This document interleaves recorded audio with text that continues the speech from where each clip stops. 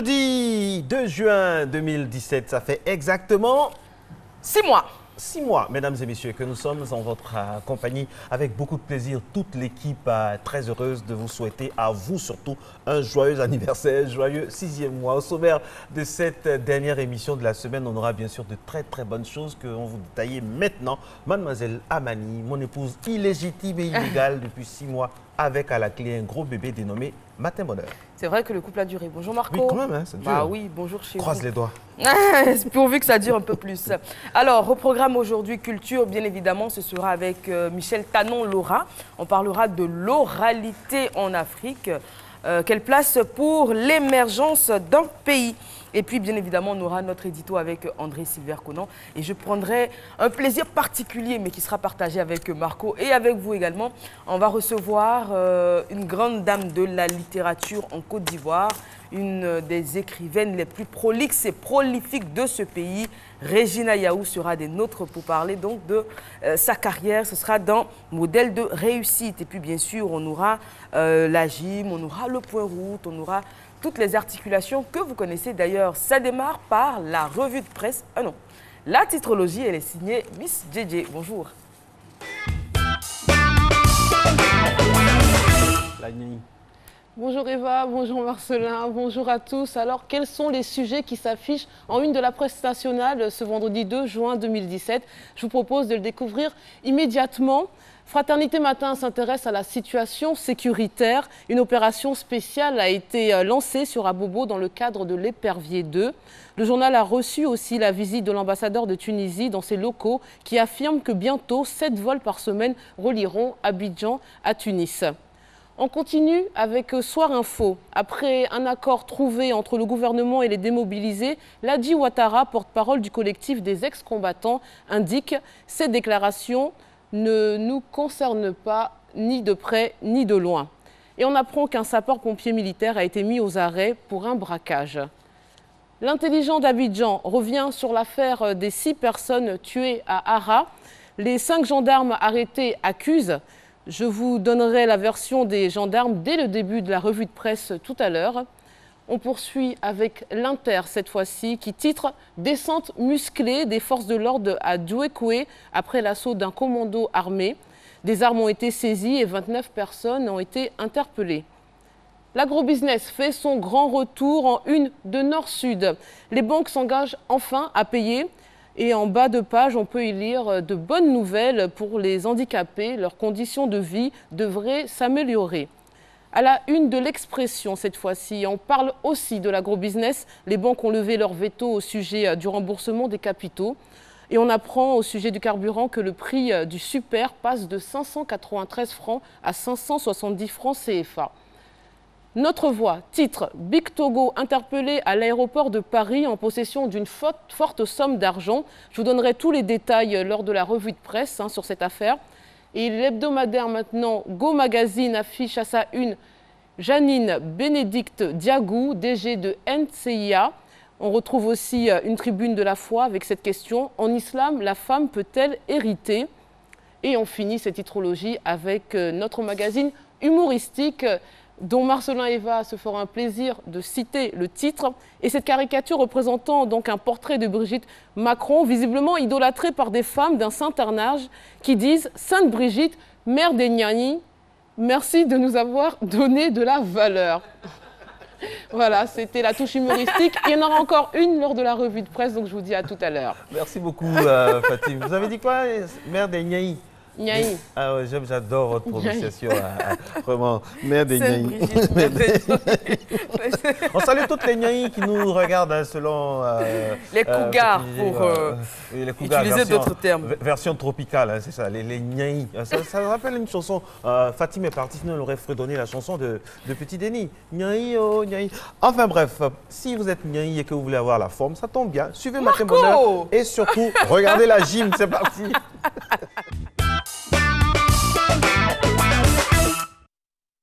Bonjour, bienvenue à cette séance de gym. Aujourd'hui, c'est vendredi, c'est la fin de la semaine et je vous propose de faire une séance de cardio. Donc, j'espère que vous êtes bien chaussés pour éviter les impacts au sol. Si c'est le cas, top, on démarre. Allez, on tire là. 1, 2, 3, 4. De l'autre côté. 1, 2, 3, 4. Plus haut. 1, 2, 3, 4. De l'autre côté. 1, 2, 3, 4. On part là. 1, 2, 3 et 4. Encore. 1, 2, 3 et 4. Là, on bouge, on ouvre là. 1, 2, 3 et 4. Encore. 1, 2, 3 et 4. Allez là. 1, 2, 3. Là. 4. Super. Allez. Premier exercice qu'on va faire les ciseaux sur place. Allez, on part là. 1, 2, 3, 4, 5, 6, 7, 8, 9, 10. Encore. 1, 2. Engagez les bras. 3, 4, 5, 6, 7, 8, 9, 10. Encore. 1, 2, 3, 4, 5, 6, 7, 8, 9, 10. Encore. 1, 2, 3, 4, 5, 6, 7, 8, 9, 10. Talons aux fesses. 1, 2, 3, 4, 5, 6, 7, 8, 9, 10.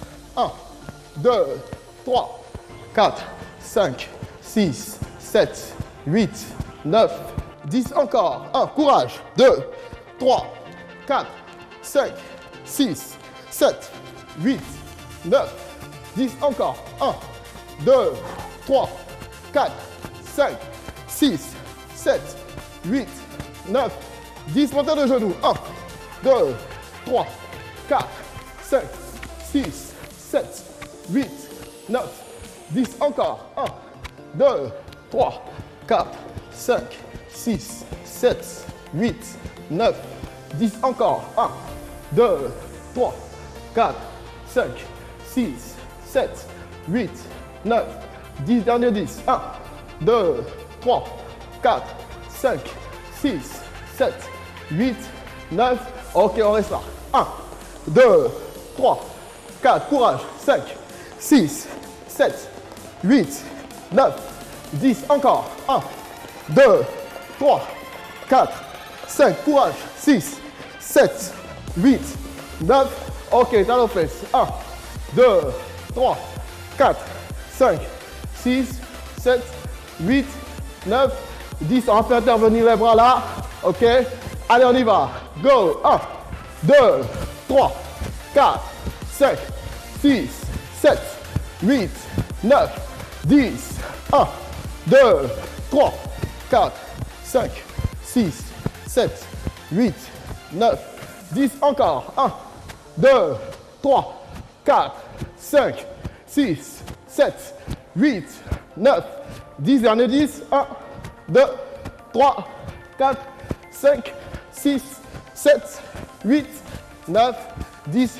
On part jumping jack. 1, 2, 3, 4, 5, 6, 7, 8, 9, 10. On contacte bien la sangle abdominale. 2, 3, 4, 5, 6, 7, 8, 9, 10. Courage. 1, 2, 3, 4, 5, 6, 7, 8, 9, 10. Dernier 10. 1, 2, 3, 4, 5, 6, 7, 8, 9, 10. Plus bas. 1, 2, 3, 4, 5, 6, 7. Ouvrez les jambes. 8, 9, 10.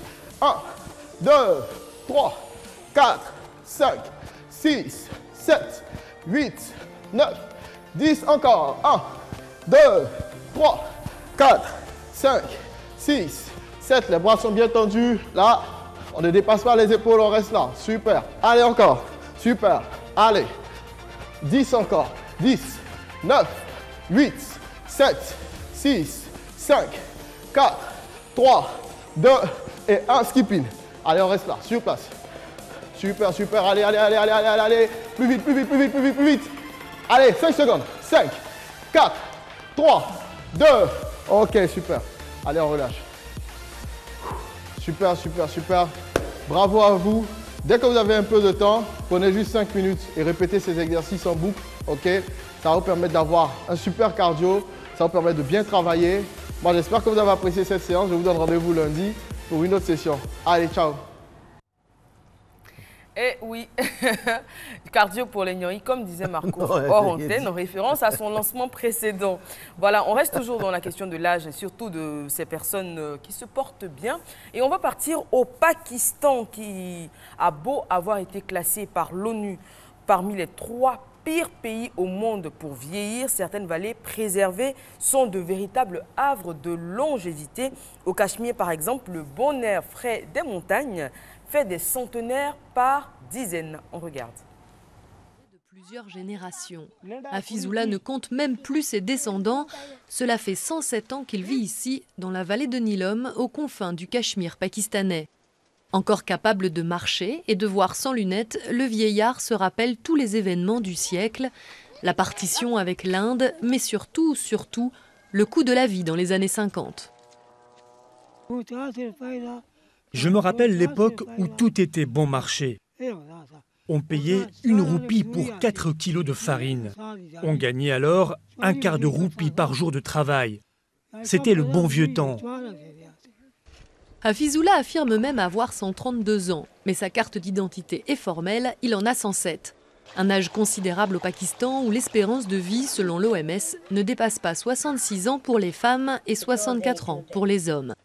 Veuf déjà 3 fois, sa 4e épouse, âgée de 70 ans, lui consacre toute son énergie pour qu'il vive le plus longtemps possible.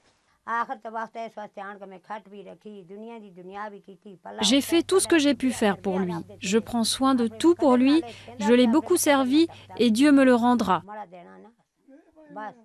Si je fais une seule erreur avec mon mari, Dieu me punira. L'altitude pourrait expliquer cette longévité exceptionnelle. Ces villages, situés à 2000 mètres de haut, sont coupés du reste du pays, près de 6 mois par an, par la neige.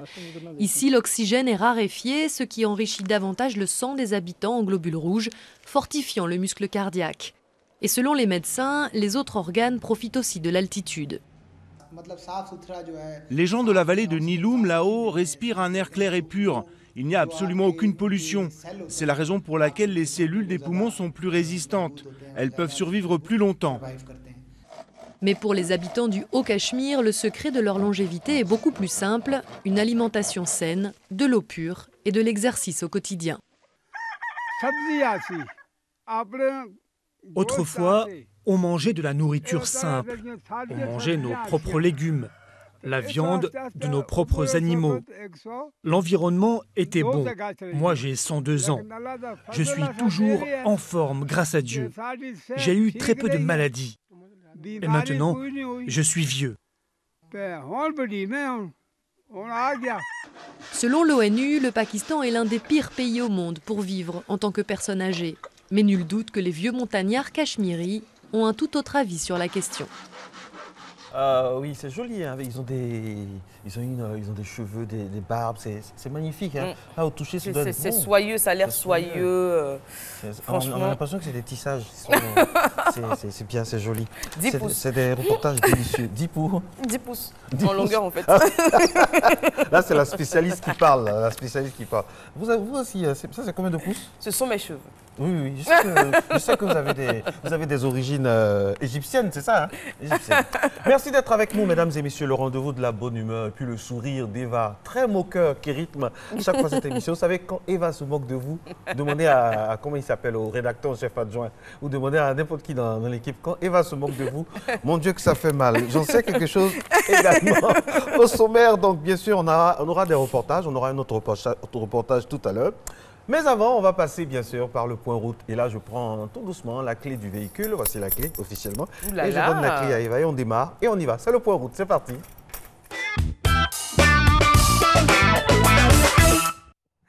Soro Félicité est à la réalisation de cette émission. Elle nous permet d'emprunter donc la Matino Mobile et de nous rendre tout de suite à Treichville, au grand carrefour de Koumassi. Pardon. À Treichville, au grand carrefour de Koumassi. Nous sommes au grand carrefour de Koumassi où la circulation est dense mais fluide en cette matinée. En cette matinée matinale. Alors, on est maintenant du côté de Treichville, peut-être, de Plateau. Cocody, Treichville, Soro, voilà, c'est vous qui avez la boussole. Alors, nous sommes à Trècheville, là. Voilà, on peut aller à Belleville. C'est vendredi pour les femmes, hein, au marché de Belleville. Le jour de marché, c'était mercredi. Le jour de marché, c'est le jour où on casse les dalles. Hein. Les balles. Les balles. C'était mercredi, mais bon, voilà, le marché de Belleville n'est plus ce qu'il était. Vous savez maintenant où vous avez toutes les tenues. Exactement, au marché de Belleville. Au marché de Belleville, et puis aussi, en Yougoslavie, comme on dit. En Yougoslavie, destination Yougos. En tout cas, la circulation est très bonne là-bas. Pour ce matin, ça va. Le plateau s'offre à nous, plus précisément le pont de Gaulle, qui est très usité ce matin, et cela dans les deux sens. Pas de bouchons, en tout cas pas pour l'heure. D'accord. Il est exactement 6h11 partout en Côte d'Ivoire. Merci d'être avec nous. Je rappelle que tout au long de cette émission, nous serons en compagnie de magnifiques invités. Et puis, la femme est de mise. Mais avant, on me fait dire que Sokoussé nous appelle, ou du moins le Grand Carrefour. Désolé, tout le monde sait où c'est au tout plateau, la Tri, en face des grands supermarchés. Voilà, désolé. On y va. La circulation est cool. Merci, Soro. Félicité. Allez, un reportage maintenant pour remettre un peu en ordre tout ça. On va aller où ça maintenant? Après le Pakistan, on part en Afrique du Sud, voilà. Et on va savoir pourquoi est-ce que les exclus du rêve arc-en-ciel sont autant en colère. De l'eau, de l'électricité et des sanitaires, voilà les réclamations des habitants d'Ennerdale, un township près de Johannesburg. Plus de 20 ans après la fin de l'apartheid, leur frustration face à leurs misérables conditions de vie s'est transformée en violente colère. Céline Brown est née il y a 21 ans dans cette maison. Entassée avec sa famille, cette jeune maman se sent abandonnée par les autorités. Si le gouvernement ne fait rien pour nous sortir de cette situation, ça ne va faire qu'empirer. Avant, les manifestations se déroulaient dans le calme, mais aujourd'hui c'est de pire en pire et l'État ne fait rien pour nous sortir de là. Voilà les toilettes où les gens jettent leurs excréments. Je suis fatiguée. J'habite ici, là où on jette la merde. Je ne peux pas cuisiner décemment. Je ne peux pas vivre décemment dans cette merde. En 1994, l'Afrique du Sud élisait Nelson Mandela, le premier président noir du pays, avec la promesse d'une vie meilleure pour tous. Mais depuis, aucune maison n'a été construite à Ennerdale, et en Afrique du Sud, 13% de la population vit toujours dans des logements informels. Les manifestations violentes sont devenues courantes, et les activistes ne voient pas d'autre moyen de se faire entendre du gouvernement. Les violences de la semaine dernière étaient dues au manque de services de base. Aucune maison n'a été construite à Ennerdale en 28-30 ans. Nous sommes allés dans la rue pour attirer l'attention du gouvernement, pour qu'il nous construise des maisons durables. D'après l'ONG Oxfam, 3 millionnaires sud-africains possèdent autant de richesses que la moitié de la population la plus pauvre du pays. Entre ces inégalités criantes et les scandales sur la corruption au gouvernement, plusieurs économistes alertent sur les risques d'implosion sociale. L'Afrique du Sud est assise sur une bombe à retardement. Il y a une accumulation de problèmes, trop de choses qui ne marchent pas et qui font monter la grogne populaire. Ça finira par exploser. Le gouvernement de l'ANC affirme quant à lui que des progrès importants ont été réalisés depuis les promesses de Mandela et demande aux communautés défavorisées d'être patientes. Mais les résidents d'Ennerdale se sentent tabous et prêts à retourner dans la rue tant que ce sera nécessaire. Retour sur le plateau, les confidences d'Eva Amani dans un instant. Vous allez répéter à la face du monde ce que vous m'avez dit tout à l'heure. Il n'en est point question. Merci d'être avec nous. Dans quelques instants seulement, on aura le journal et puis la météo, toutes les infos. Pendant qu'on est en train de préparer Fatim pour la revue de presse, sachez qu'aujourd'hui nous sommes le 2 juin. Et le 2 juin, ça nous rappelle certainement des dates très importantes, comme par exemple le 2 juin 1983, année à laquelle donc entre à l'Académie française l'une des icônes de la culture, figure tutélaire de notre culture. Donc Léopold Sédar Senghor, à 77 ans, est élu à l'Académie française au fauteuil du duc de Lévis-Mirepoix. Il est le premier écrivain noir à entrer à l'Académie française. Il a largement, et c'est un euphémisme, contribué à fonder et enraciner les concepts de négritude et de francophonie avec ses amis Léon Damas et Aimé Césaire. Eva. Et le 2 juin, c'est également la journée mondiale pour le tourisme responsable. Et l'édition 2017 est placée donc, on dira, le développement du secteur touristique, s'il n'est pas maîtrisé, a un impact économique, social et environnemental considérable, bien évidemment sur les pays visités. C'est pourquoi la journée mondiale pour un tourisme responsable est organisée chaque année depuis 2007. Donc déjà 10 ans que cette journée existe. Et la Coalition internationale pour un tourisme responsable coordonne cette journée afin d'inciter les professionnels du tourisme à adopter des pratiques plus équitables et plus respectueuses de l'environnement. L'événement principal se tient à Paris et est relayé dans plusieurs pays à travers le monde. Il y a plusieurs objectifs par rapport à cet événement, sensibiliser le grand public et l'ensemble des acteurs impliqués dans le secteur du tourisme, les professionnels, les gouvernements, les ONG nationales et internationales, et puis informer, sans oublier, constituer un laboratoire d'idées innovantes. Justement, parlant d'innovation, elle innove toujours. Elle a son petit quelque chose qu'elle inclut dans ses revues de presse. La preuve, on va la suivre religieusement maintenant. Fatim Djedje, bis repetita, revue de presse.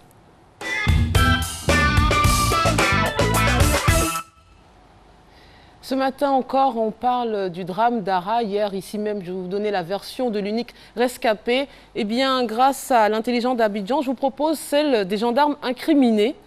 Je rappelle qu'à l'origine de cette affaire, il y a eu un braquage dans les environs et des jeunes ayant trouvé suspect l'attitude des employés des pompes funèbres ont informé téléphoniquement la gendarmerie d'Ara.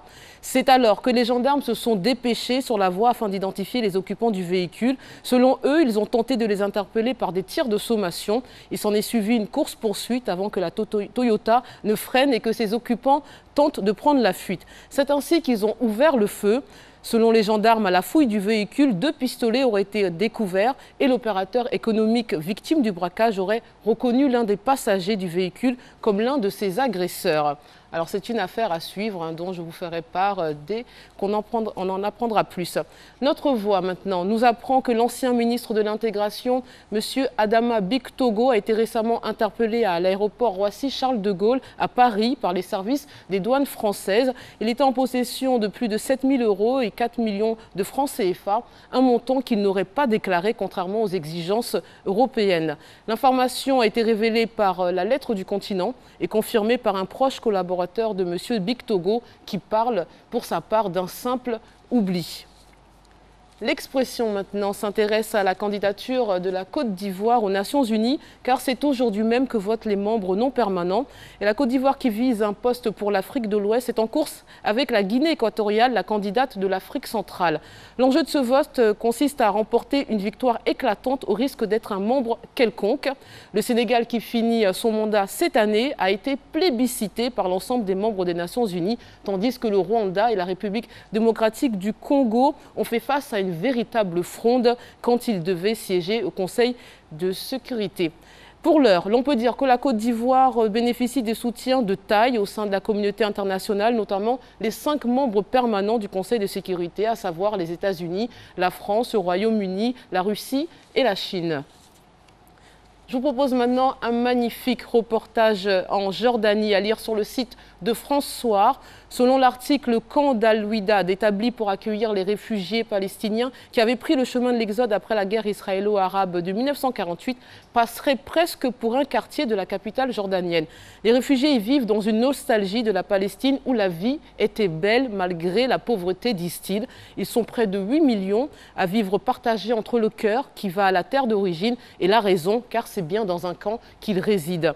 Le droit au retour des réfugiés chassés par la création d'Israël en 1948, puis par la guerre de 1967, est l'un des points les plus épineux d'un règlement du conflit israélo-palestinien. Pour Israël, il est impensable. Pour l'autorité palestinienne, c'est un droit inaliénable.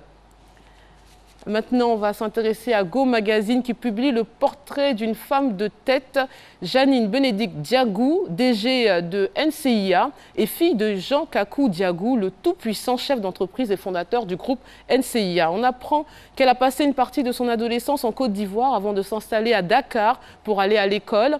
Puis elle s'envolera successivement pour Paris et Londres pour étudier. La jeune femme obtiendra un bachelor en administration des affaires et un master en ingénierie financière. Puis c'est en 1995 qu'elle sera recrutée à la Citibank à Abidjan avant de poser ses valises chez le groupe pétrolier Mobile Hall en tant qu'auditrice. Et ce n'est que 4 ans plus tard que son père lui demande de la rejoindre dans sa société d'assurance NCIA qui à cette époque est le premier groupe d'assurance en Afrique francophone, choix qu'elle n'a pas regretté et on comprend pourquoi. Allez, on reste dans la planète People avec Go Magazine, toujours. De Bordeaux, Likumfa est accusé donc de tentative de meurtre sur son collègue DJ Arafat et convoqué par le commissariat du 22e arrondissement après la plainte de ces derniers. Alors de Bordeaux, qui refute ces accusations, s'est vu assigner une deuxième plainte pour menace de mort de la part d'un proche de DJ Arafat, qui est un mécène du monde des artistes. Une autre information concerne Fally Ipupa, Angélique Kidjo et Claudia Tagbo qui étaient présents en Côte d'Ivoire dans le cadre du lancement de l'Afrique à un incroyable talent qui s'est déroulé samedi dernier. Et à la fin de la cérémonie, le trio a rendu visite à Alpha Blondy et ils ont dit avoir rencontré un immense artiste africain. On le savait déjà. Et on finit avec une caricature que vous allez voir apparaître à l'écran. On y voit un taxi-compteur avec à l'arrière une femme visiblement très en forme. Et ça déborde dans le taxi. Un agent de police arrête le véhicule et demande « Vous avez quoi à l'arrière ?» Et la cliente répond « Tu demandes c'est quoi? Ces fesses tu n'as jamais vu ?» Voilà, c'était... Ah, merci de reconnaître mes talents d'actrice. Merci, Miss JJ. Alors, on vous retrouve tous les dimanches à partir de 9h05 sur les 88.0. C'est Radio Côte d'Ivoire et le thème de ce dimanche, ce sera? Alors, tout à fait, ce dimanche, on reviendra justement sur le G7 qui a eu lieu. On s'intéressera aux élections législatives au Sénégal qui signe le grand retour d'Abdoulaye Wade. Et puis, on s'intéressera aussi à la grogne qui se poursuit au Maroc. Donc, dimanche, 9h05. Je vous souhaite un bon week-end et je vous laisse en compagnie d'Eva et Marcelin. Merci. Merci, vive la nuit. Alors, qu'est-ce qu'on a ce week-end? Qu'est-ce qu'on a ce week-end? Vous allez faire quoi ce week-end? Question piège. Oui, parce que moi, mes programmes, ils varient en fonction de mes humeurs. Donc aujourd'hui, j'ai une idée, mais c'est pas sûr que... Par contre, ok, je vous invite ce samedi. Je peux témoigner. Histoire de dire que je tiens mes promesses. La reine des lapins. Alors, poser des lapins, c'est sa spécialité. Alors, ce week-end, il y a beaucoup de choses qui vont se passer. Déjà, il y a Miss Côte d'Ivoire. Oui, c'est demain. Miss Côte d'Ivoire, Eva donc est frappée par la limite d'âge. À 43 ans, elle ne peut plus se présenter. Et pourtant, c'était notre seul espoir de médaille à ce concours. Mais bon, on va envoyer donc Mme Rachel Goré, qui est ravissante aussi en renfort. Voilà, toute l'équipe, toutes les belles femmes. Voilà. Et on souhaite bonne chance à toutes les candidates. Hein. On espère que voilà, ça va bien se passer. Il n'y aura pas de chute cette année. Il n'y aura pas de chute et que voilà.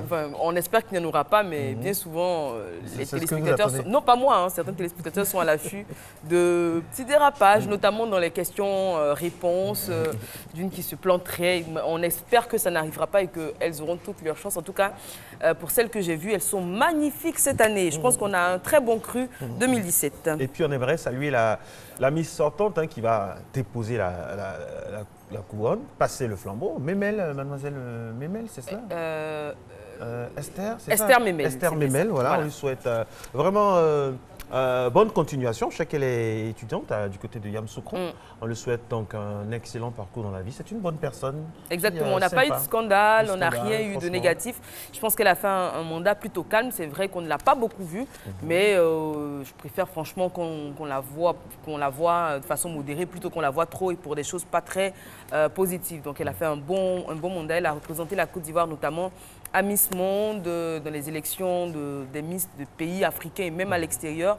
Tout s'est très bien passé, donc voilà, un mandat satisfaisant pour Estelle Mémel. Et on espère que celle qui sera la plus belle femme de Côte d'Ivoire, en tout cas parmi celles qui se sont présentées ce week-end-là, saura donc perpétuer ce feeling-là afin de rompre, de vraiment être très loin des scandales, parce qu'on ne le dira jamais assez. Le slogan de ce concours, c'est la recherche de...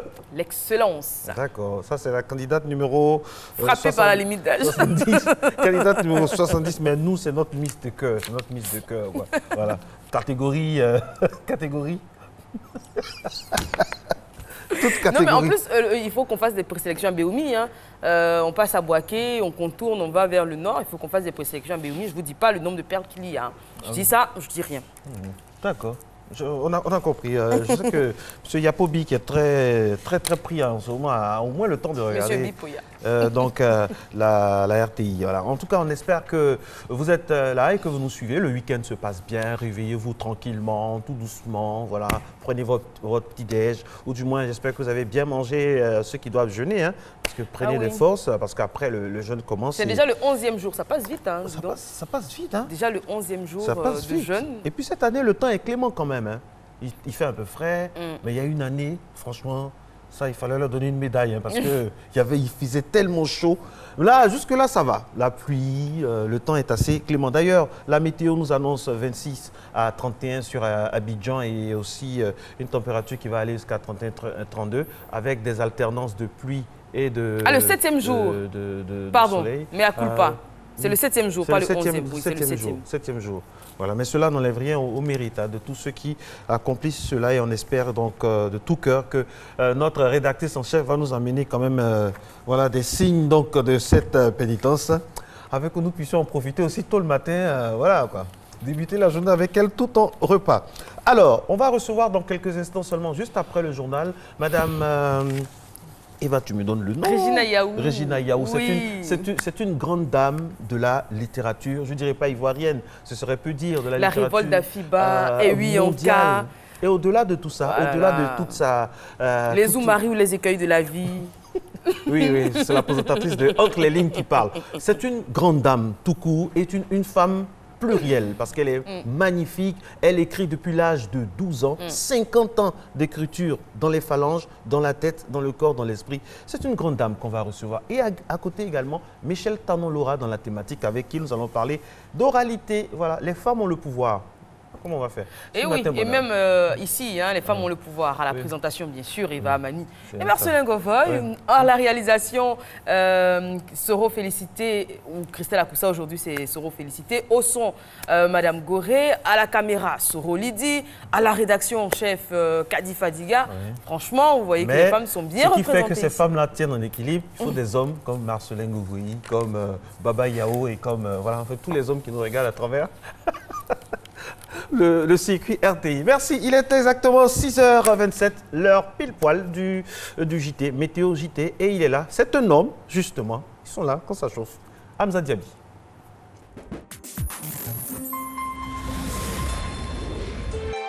RTI 1, la chaîne qui rassemble.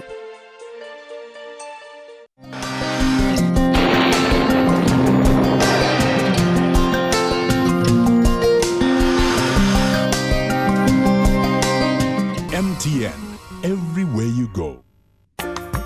Mesdames et messieurs, bonjour. Cette matinée, le sud-ouest sera nuageux avec de la pluie. Sur le littoral, on pourra observer de faibles pluies localisées. On aura un temps partiellement nuageux et progressivement ensoleillé sur le reste du pays. Côté variable, pour la matinée, la maximale affichera 26 degrés à Abidjan ainsi qu'à Diaké. 25 degrés sera enregistré à Bondoukou et à Boaké. 24 degrés à Daloa, 25 degrés à Dambokro. Il fera 24 degrés à Gagnoa, 25 degrés à Korogo. 23 degrés de minimale à Mans dans la région du Tompi. 24 degrés à Odiéné, 26 degrés à San Pedro, Sassandra, Tabou. Et enfin 25 degrés à Yamoussoukro. Pour l'après-midi, après un temps ensoleillé, on aura des orages isolés, suivis de pluies sur les régions du sud forestier et celles de l'ouest. Le reste du pays sera partiellement nuageux et également ensoleillé. Pour les variables de l'après-midi, la maximale va afficher 36 degrés avec une minimale de 31 degrés. À Abidjan, il fera 32 degrés. 31 degrés à Diaké, ce sera la minimale. 35 degrés à Bondoukou, 32 degrés à Boaké ainsi qu'à Daloa. 36 degrés sera enregistré à Dambokro dans la région d'Unzi, ce sera la maximale. 32 degrés à Gagnoa, 35 degrés à Korogo, 32 degrés à Mans, 34 degrés à Odiéné, 31 degrés à San Pedro, Sassandra, Tabou et enfin 32 degrés à Yamoussoukro. Très bonne journée à toutes et à tous et n'oubliez pas vos parapluies.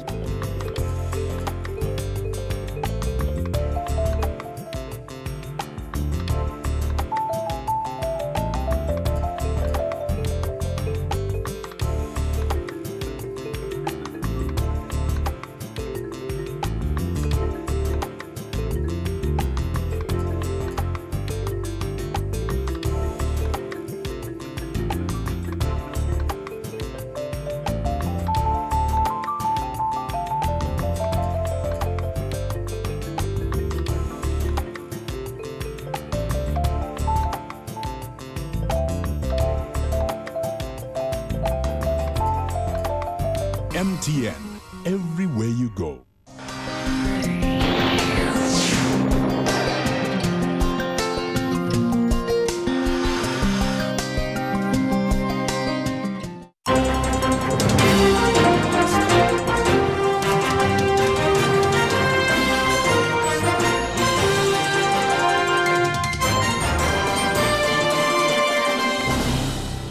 Bonjour mesdames et messieurs, bon réveil, bienvenue dans ce 6h30. La Côte d'Ivoire, candidate à un siège de membre non permanent au Conseil de sécurité de l'ONU, une candidature portée sous le sceau du maintien de la paix. Que gagne la Côte d'Ivoire si elle est retenue? Yerman Guivet. 11 avril 2011, la crise post-électorale s'achève. La Côte d'Ivoire revient de loin et pense désormais perspective. Le pays multiplie les offensives diplomatiques. Objectif, se repositionner sur l'échiquier international. Conférences sommet, campagne de séduction des investisseurs. Toutes les stratégies y passent. Les plateformes internationales deviennent la priorité. L'une d'entre elles, certainement la plus prestigieuse, le Conseil de sécurité des Nations Unies.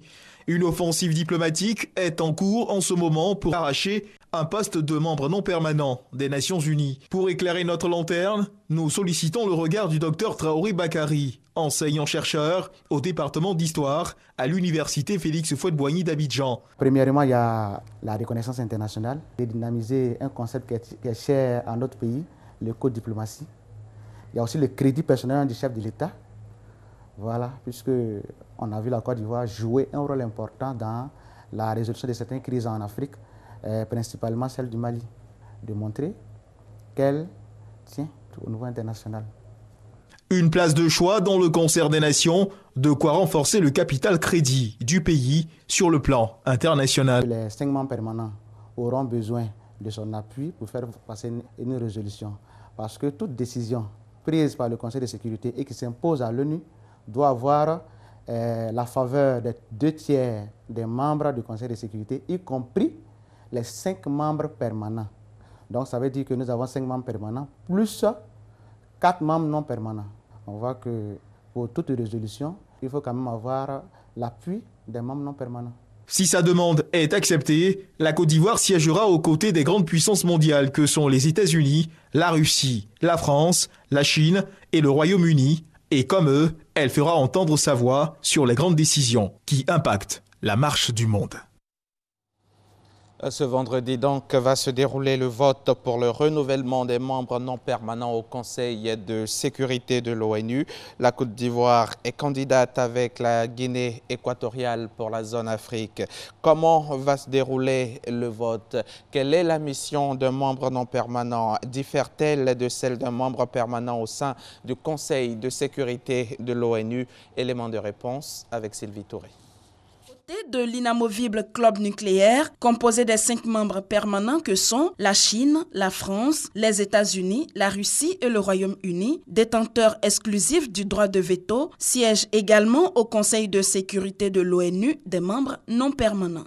Leur nombre est passé de 6 à la création de l'organisation en 1945 à 10 en 1965. Objectif, assurer une répartition géographique équitable des États membres. Cette nouvelle cartographie confère 5 sièges à l'Afrique et à l'Asie, 1 siège à l'Europe orientale, 2 sièges à l'Amérique latine et 2 sièges à l'Europe occidentale et autres États. Ces membres sont élus aux 2/3 des 193 membres de l'ONU pour un mandat de 2 ans non renouvelable immédiatement.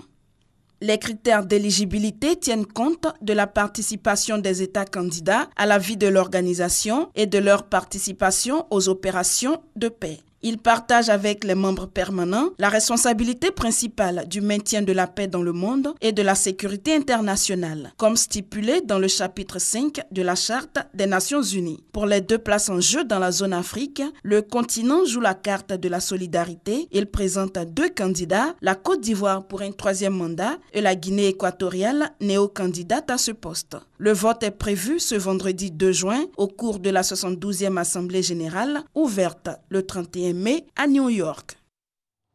L'ISTC Polytechnique, l'Institut des sciences et techniques de la communication, a célébré hier son 25e anniversaire dans ses locaux à Cocody. Au cours de cet événement, il s'est agi de baptiser des bâtiments et salles des noms de quelques pionniers du secteur de la communication et de la formation professionnelle. Le personnel méritant de l'établissement a également été décoré. On en parle avec Ahmed Traoré. Son reportage est commenté pour vous par Issa Chonan. Anciennement studio-école, qui ne formait que des agents de la RTI, Radio-Diffusion-Télévision ivoirienne, l'ISTC Polytechnique, Institut des sciences et techniques de la communication, s'est métamorphosé en un groupe d'écoles. Cette institution a 25 ans aujourd'hui et est composée de 5 écoles: journalisme, production audiovisuelle, publicité marketing, art et images numériques et technologie de l'audiovisuel. Lors de la célébration du 25e anniversaire, les autorités de l'Institut ont baptisé des bâtiments des noms de quelques figures marquantes du secteur de la communication. L'on peut citer entre autres Daniel Boni-Claveri, Laurent Donafologo, Blé Gaillet-Raphaël. Il y a juste 2 ans, l'ISTC a été érigé en institut polytechnique par le président Alassane Ouattara. Si nous sommes réunis autour des 25 ans de l'ISTC Polytechnique, c'est bien parce que les ministres de tutelle successifs, par leur engagement, ont donné des moyens conséquents pour faire éclore ce centre d'excellence. Une initiative jugée opportune par le ministre de la Communication et le parrain de la manifestation. Ici, en effet, 20 nationalités ont été accueillies en 25 ans, ce qui confère à l'ISTC le caractère d'institut panafricain. Les techniques de l'information et de la communication ont bouleversé les échelles de la communication individuelle et collective dans notre société, qui a fait de la communication une épine dorsale de son développement. 73 diplômes d'honneur et 10 médailles de reconnaissance ont été attribués au personnel méritant. Sur cette liste figure Alfred Damoussa, directeur général de l'ISTC. La tribune du GEPSI, c'est un espace d'échange d'informations initié par le groupement des éditeurs de presse de Côte d'Ivoire. C'est un cadre qui permet aux invités de s'exprimer sur des sujets de grande importance en vue de contribuer à l'émancipation politique, économique et sociale des populations. Pour cette édition de la tribune du GEPSI, le thème choisi est « Au cœur de la croissance économique ivoirienne » et l'invité est Théophile Awandoli, directeur de cabinet du vice-président de la République de Côte d'Ivoire, auteur d'un ouvrage intitulé « Le réveil de l'éléphant d'Afrique », ouvrage dont l'auteur a décrypté le contenu autour d'un petit déjeuner de presse à l'espace Latry aux Deux Plateaux. La cérémonie s'est déroulée en présence de plusieurs personnalités. On en parle avec Chantal et Ouman Akandan. Ce petit déjeuner débat initié par le groupement des éditeurs de presse de Côte d'Ivoire, GEPSI, est une opportunité pour l'invité du jour, Théophile Awa Ndoli, auteur du livre « Le réveil de l'éléphant d'Afrique », a fait une analyse rétrospective et critique de la politique économique ivoirienne de l'époque coloniale à nos jours. Depuis 1893, comment l'économie ivoirienne a évolué? Pourquoi elle a évolué ainsi? Quelles sont les faiblesses? Quels sont les atouts de cette économie? Et qu'est-ce que nous devons faire pour accélérer la marche de cette économie ivoirienne? Pour l'auteur, ce livre est une contribution au développement de son pays à travers son expérience professionnelle. C'est le symbole de l'économie qui est l'éléphant, mais qui va à l'émergence. Donc il n'y a aucune antinomie entre les deux choses. C'est juste un symbole de cet éléphant qui avance allègrement vers l'émergence sur le président Ouattara. Le réveil de l'éléphant d'Afrique est un ouvrage de 2 tomes de 526 pages au total. Le premier retrace des élans maintes fois brisés sur le chemin du développement. Et le second, intitulé « De l'effondrement au sursaut », parle de la relance économique afin de se hisser au rang des pays émergents. Il ne faut pas que nous continuions à vendre à l'extérieur que des matières premières, donc aller à la transformation. Cette œuvre a été présentée officiellement le 21 avril dernier au cours d'une cérémonie présidée par le vice-président Daniel Kablan-Duncan. Ce petit déjeuner organisé par le JEPSI a été le cadre d'une présentation plus technique et plus approfondie de l'ouvrage. Le réveil de l'éléphant d'Afrique est préfacé par le président de la République, Alassane Ouattara. Plusieurs questions posées à l'auteur ont permis de jeter des regards critiques sur la trajectoire de croissance et de développement de la Côte d'Ivoire. Cette trajectoire, selon l'auteur, passe par 17 grands défis, entre autres des investissements massifs mais judicieux, la mobilisation de l'épargne intérieure, la promotion des PME-PMI et leur accès au crédit et le capital humain.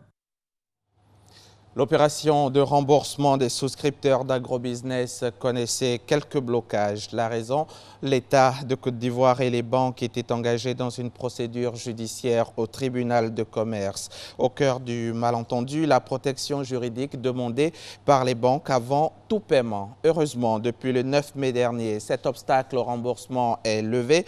Information donnée donc hier jeudi à Abidjan par l'administrateur séquestre Drissa Koné. Il s'exprime ici au micro de notre reporter Lanside Bakayoko. Au terme des différentes rencontres au tribunal de commerce d'Abidjan, les banques ont obtenu une meilleure protection juridique.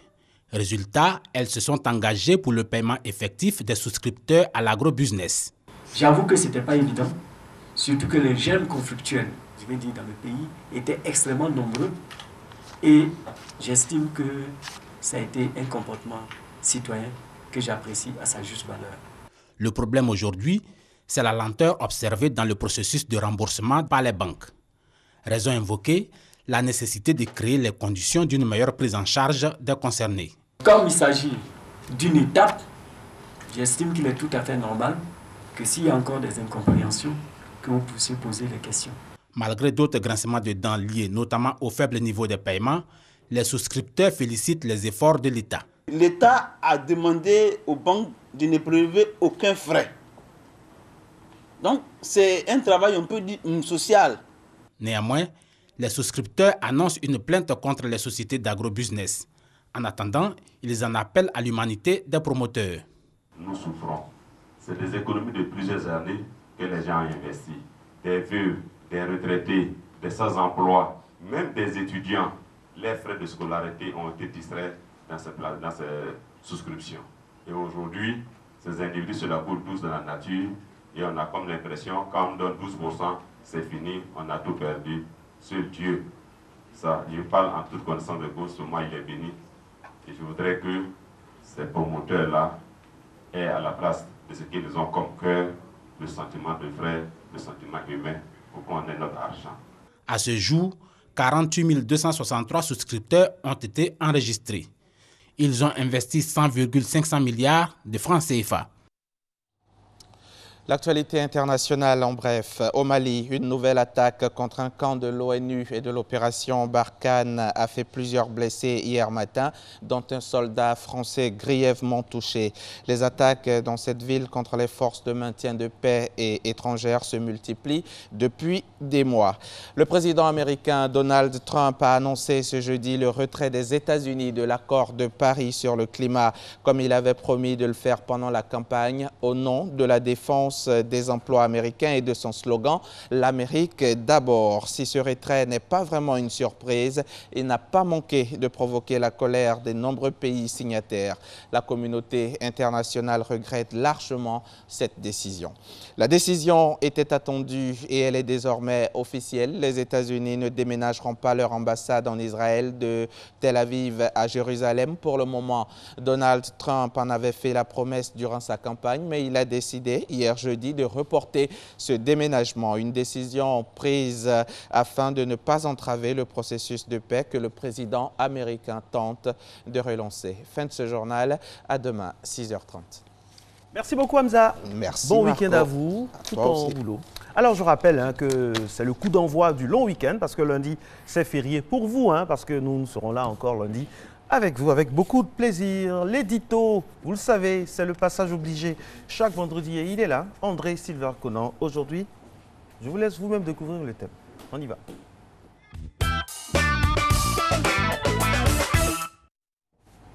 Bonjour chers téléspectateurs, bonjour Marcelin.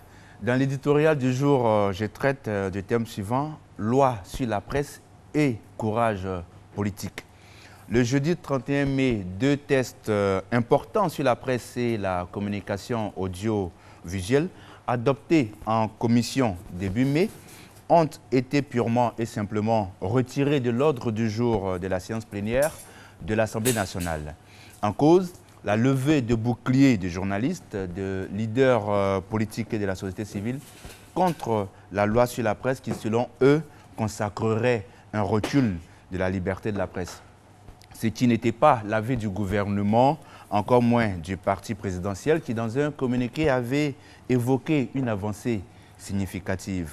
Mon intervention, que les choses soient claires, ne vise pas à juger de la pertinence ou non des arguments soulevés par les uns comme par les autres. Mon intervention de ce matin est relative au retrait des tests de l'ordre du jour de l'Assemblée nationale. C'est donc une intervention sur la forme et non sur le fond. Sur la forme, Bruno Nabanye-Koné explique, et je le cite, « Le gouvernement, à l'écoute des populations, décide de se donner un peu plus de temps pour l'adoption des tests de loi sur la presse et l'audiovisuel. Cela laissera le temps au gouvernement d'entendre et d'analyser les critiques et de faire la pédagogie nécessaire pour ce type de test. » Fin de citation. Belle citation, en effet. Autant il faut saluer la maturité avec laquelle les journalistes aidés de leaders de la société civile ont engagé cette lutte pour le retrait ou la reformulation de certains articles de la nouvelle loi sur la presse, autant il faut saluer le courage du gouvernement. Cette explication du ministre de la Communication renferme tout le symbolisme de l'humilité. Le gouvernement n'a pas fait ce que d'autres à sa place auraient fait, à savoir faire passer le test envers et contre tous, au mépris des avis des concernés, soutenus par cet orgueil atavique qui a souvent endurci le cœur de bien des décideurs et les a aussi perdus conséquemment. Rappelez-vous la fameuse loi travail maintenue et promulguée au forceps par François Hollande a définitivement scellé son sort. En France, la suite est connue. Il n'a pas daigné se représenter à un second quinquennat alors que la loi l'y autorisait. Morale de l'histoire, l'émotion comme l'orgueil n'ont jamais fait de grands dirigeants. Prendre du recul relativement à un projet ne dévoile aucune espèce d'humiliation et n'est pas synonyme de désaveu.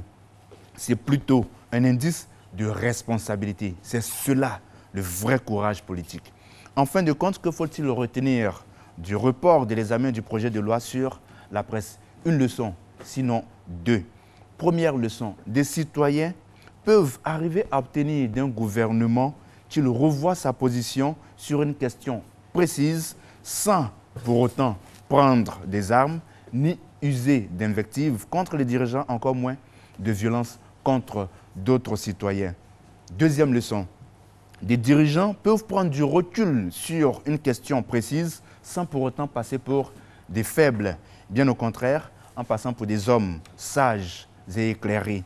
De fait, le plus compliqué était de maintenir l'adoption de cette loi et à l'heure où je suis en train de vous parler, peut-être que les journalistes auraient durci leur contestation et seraient sans doute en train d'enflammer des pneus sur les rues. Le plus simple était justement de reporter l'examen de la loi et prendre le temps d'écouter les concernés. On le voit, faire simple, comme je l'ai toujours dit, a toujours été avantageux pour un dirigeant politique. Pour ma part, la question que je continue de poser très souvent est pourquoi, sur des sujets, certains responsables politiques africains continuent de faire compliqué ce qui est pourtant très simple. Pourquoi faire compliqué quand c'est simple? La question est posée. En tout cas, l'édito du jour, je l'apprécie particulièrement parce que peut-être parce que nous sommes directement concernés, mais vous expliquez que c'est faire preuve justement de sagesse que de reculer afin de sonder la population et surtout les personnes, les premières concernées surtout, en l'occurrence donc les journalistes. Bon week-end, qu'est-ce que vous avez prévu ce week-end? Vous allez me dire que vous êtes encore libre. Il s'attendait à tout sauf à ça. Bon. Je ne suis pas libre. Rassurez-vous. Merci beaucoup. Ah non, merci. J'aime bien cette réponse-là. C'est ça, parce que la dernière fois, il a dit que si vous n'étiez pas là, il a dit qu'il était libre. Et Marco l'avait très mal pris. Donc aujourd'hui, je pense qu'il prend ses précautions. Oui, je préfère ne pas créer de moi, je problème. suis libre ce week-end. Pardon? Je pense que je vais changer de programme. Mesdames et messieurs, vous venez d'assister à la brisure du couple Maëva en direct. Là, je vais changer de programme. Merci beaucoup, Aeska. Merci, on vous retrouvera vendredi prochain. Elle est là. Alors, l'une des plus grandes dames, sinon la plus grande dame de la littérature ivoirienne. Franchement, moi, je manque de mots parce qu'elle le sait à quel point je l'apprécie. J'ai eu l'occasion de la rencontrer et de la recevoir dans d'autres émissions. Aujourd'hui, elle est là avec un magnifique prix donc, du SILA, on l'a dit, le Salon international du livre d'Abidjan. C'était la semaine dernière, à la 9e édition. Le jingle, c'est parti, et puis on la retrouve juste après. Vous êtes à l'émission Entre les lignes, présentée par Eva Amani, c'est sur RTI2. Mais je rappelle qu'ici, c'est Baptême Bonheur. Et au-delà du fait que c'est une grande dame de la littérature, c'est la femme plurielle, la femme qui est d'une fécondité multiple, multiforme que nous avons le plaisir de recevoir aujourd'hui, native donc de Dabou. C'est une femme très prolixe qui écrit depuis 50 ans. Regina Yaou, bonjour. Bonjour. Félicitations. Merci. Et surtout, merci déjà de vous être levé tôt pour nous. Vraiment, merci beaucoup du fond du cœur, du fond du corps. Alors, 50 ans d'écriture, mon Dieu. La question est toute simple, peut-être naïve. Comment vous arrivez à renouveler l'inspiration? Je dis toujours que mon inspiration est d'origine divine. Parce que moi-même, je ne sais pas comment ça se passe, mais les idées viennent tout le temps et je dirais même n'importe comment parce que je ne vais pas avoir des idées pour 3 livres en même temps. Donc, ça vient de Dieu. Et la magnifique aventure littéraire de Regina Yaou démarre en 1977 avec la nouvelle La Citadine. C'était un concours? Oui, mais j'ai commencé à écrire 10 ans plus tôt. D'accord. C'est-à-dire quand j'avais 12 ans, j'ai commencé à écrire mes premiers poèmes. J'avais conservé dans un cahier, j'ai donné ça à un prof de mon collège qui m'a perdu le recueil. Et puis, des années, j'ai continué à écrire un peu. Et c'est en 1977 que j'ai été connue, mais j'avais participé au concours en 1975. Et c'est presque 2 ans après qu'ils ont donné les résultats. J'étais lauréate. Voilà comment ça a commencé. Et depuis 50 ans, je veux dire, j'imagine la situation des femmes il y a 50 ans, malgré ça, au niveau taux de scolarité, au niveau de beaucoup de clichés, mais vous arrivez à transcender ça et vous tenez le cap, vous maintenez le cap jusqu'à aujourd'hui. Ça n'a pas été... Est-ce qu'il y a eu des difficultés particulières inhérentes à votre condition de femme dans votre parcours? Non. Je crois que je suis de ces personnes chanceuses qui sont nées dans des familles où la plupart des gens étaient scolarisés. Bon, mon grand-père a refusé la scolarisation à ma mère pour qu'elle reste à la maison de s'occuper de ses frères et sœurs. Mais dans la famille où je suis née, mon père et ma mère sont de la même famille. Donc, quand je dis famille, c'est des deux côtés. Tout le monde a été à l'école, les gens lisaient. Et je crois que c'est ce qui m'a poussée à pouvoir exercer, je dirais, mon art. Et dans ma vie de femme, ça n'a jamais été un problème pour moi. Même quand j'étais étudiante, j'écrivais beaucoup. Et quand je me suis mariée aussi, mon mari a compris qu'il y a certains moments où je ne peux pas être constamment à la cuisine et qu'il me laissait le temps. Quelquefois, on a des visites les dimanches après-midi, quand les gens arrivaient, ils ne me voyaient pas, ils demandent « Et ta femme ?» Il dit « Non, elle est occupée. » Elle est occupée comment? Elle écrit. Elle est au laboratoire. Voilà, tout le monde se calmait et j'ai pu évoluer comme ça, sans avoir de problème en tant que femme. Et parlant de femmes, justement, elles sont évoquées dans vos romans. Elles occupent une belle place. Moi, la première œuvre de Regina Yaou que j'ai eue entre les mains, que j'ai lue, c'était Ewi Anka.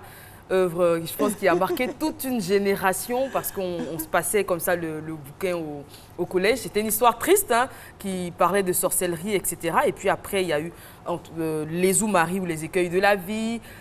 Aujourd'hui, l'art, votre plume est toujours aussi belle, mais on retrouve d'autres thèmes, notamment dans Opération Fournaise, où encore une dame qui déjoue une tentative de coup d'État. Et les femmes occupent une belle place dans votre littérature. Oui, absolument. Mathématiques, c'est la femme. Parce que je me dis que personne ne peut parler mieux pour une femme qu'une femme elle-même. Oui, parce que, bon, nous ne ressentons pas les mêmes choses de la même manière selon notre genre, disons notre sexe. Donc, je me suis dit, la femme, elle a des choses à dire, elle a des choses à défendre, elle a des choses à réclamer. Et je vais parler des femmes. Ça a été un choix tout à fait conscient. Et moi, je suis en admiration, au-delà de la femme de culture, devant la femme tout court. Parce que j'imagine que, voilà, vous avez des conseils à donner autant à la génération nouvelle des femmes dans la culture, dans l'écriture, autant des conseils à donner aux femmes tout court. C'est quoi? Qu'est-ce qui fait qu'une femme puisse imposer d'une certaine manière, de façon assez douce à son mari, de ne pas faire la cuisine mais d'écrire, et il va accepter? Comment faire en sorte, quel conseil donner à cette nouvelle génération de femmes-là qui peut-être parfois prennent la tête trop vite? Vous êtes homme, on vous a invité, vous êtes venu très tôt le matin, vous auriez pu refuser, vous venez d'avoir un prix, mais vous gardez toujours cette humilité-là. C'est quoi le secret? Est-ce que c'est subséquent à votre éducation, au fait que vous avez toujours été comme ça, vous vous êtes fixé des caps? Dites-nous tout et donnez-nous la clé de ce modèle de réussite que vous êtes. Moi, je dis toujours que c'est la grâce de Dieu. Parce qu'on peut toujours dire, bon, moi, je veux faire ci, je veux faire ça, et puis ne pas y arriver. Mais je crois que c'est la grâce de Dieu. Une femme qui connaît le Seigneur, connaît sa place aussi dans son foyer. Amen. On ne dit pas de se coucher pour que le monsieur marche sur vous. Mais il y a des façons. Ce n'est pas la peine de toujours... Il y a des femmes, quand vous arrivez chez elles, vous êtes gênés. Elles parlent à leur mari comme à un domestique. D'ailleurs, moi, je ne parle pas mal à mes domestiques et tout le monde est choqué. On dit, mais toi, tu prends tes domestiques comme tes enfants. Voilà pourquoi ils ne t'obéissent pas. Mais une femme, elle doit en imposer sans s'imposer. Dites tout, maman, dites tout. C'est bien. Et quand elle a touché le cœur de son mari, il est prêt à lui concéder tout ce qu'elle veut. Merci, madame. Tant que c'est dans les bonnes limites. Ce n'est pas la peine de crier sur votre mari ou bien de parler mal de lui aux gens. C'est cette image-là qui sera retenue contre votre mari. Et un jour, si on insulte votre mari, qu'est-ce que vous allez dire? Quand quelque chose ne va pas dans votre couple, vous allez avec votre mari doucement dans votre chambre, vous asseyez. Ah, mon chéri, vraiment, il y a telle chose qui n'a pas été aujourd'hui. Il ne peut que te dire pardon. Au début, il peut dire, oh, je m'en fous. Et puis après, il vient s'agenouiller. Pardon, ma chérie. Et ça se passe dans votre chambre, personne ne sait. L'humilité, en tout cas, ça suscite l'amour, même si le monsieur ne vous aime pas tellement ou ne vous aime plus tellement. Il y a des gens qui se marient sans tellement s'aimer, mais avec le comportement de la femme, ils tombent amoureux, ils sont toujours en train de parler de leur femme. On dit, celui-là, sa femme lui a donné quelque chose, alors qu'il n'en est rien, en fait. Donc, les jeunes femmes d'aujourd'hui, sachez connaître votre place dans votre foyer. Regardez cette caméra, la caméra. Et une femme qui est vraiment attachée au Seigneur, même quand ça va mal, elle ne fait que fléchir les genoux. Elle ne savait pas se battre avec son mari. Alors, enfin, je vais dire, maman, je m'abreuve à vos conseils ce matin. Ah bon? Parce que oui, j'en ai fort besoin d'ailleurs. Merci de le reconnaître. Enfin, c'est officiel. Oui. Et Regina Yaou, quand on dit Regina Yaou, c'est aujourd'hui une institution, on dira, en Côte d'Ivoire. On connaît sa plume, on connaît la large palette donc, de ses œuvres. Et à l'international également, vous représentez beaucoup la Côte d'Ivoire lors de salons, de salons littéraires notamment. Oui, je suis allée 2 fois au Salon du Livre de Paris, mais j'ai surtout fait beaucoup dans les universités américaines, où j'étais souvent invitée, entre 91 et 93. Et après, quand je suis retournée aux États-Unis, de 2005 à 2009, j'étais beaucoup invitée dans les universités. Je parlais de la Côte d'Ivoire. Il y en a qui découvraient la Côte d'Ivoire au travers de mes œuvres. Et quand je suis arrivée une fois dans une université, j'ai vu des femmes qui couraient vers moi. Ah, Regina Yaou, you here? Elles étaient étonnées de me voir et tellement heureuses parce qu'elles avaient travaillé sur mes œuvres, en particulier sur la révolte d'Afiba et sur Eyu Anka aussi. Il y en a qui les ont appelées, qui les ont introduites dans leur thèse et vraiment, elles étaient ravies de me voir. Vraiment, ça me fait plaisir de pouvoir parler de mon pays et puis de leur montrer un peu la condition de la femme dans nos traditions africaines.